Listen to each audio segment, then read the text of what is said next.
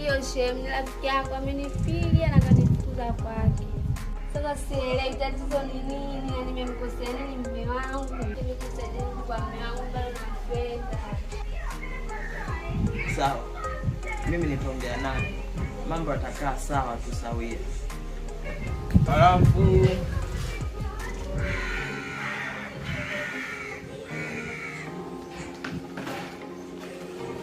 sasa chakula hivi. Tutaishi hivyo. Tunajua sisi ni wagwani. Sisi mabachela, kwa hiyo usijali shemeji.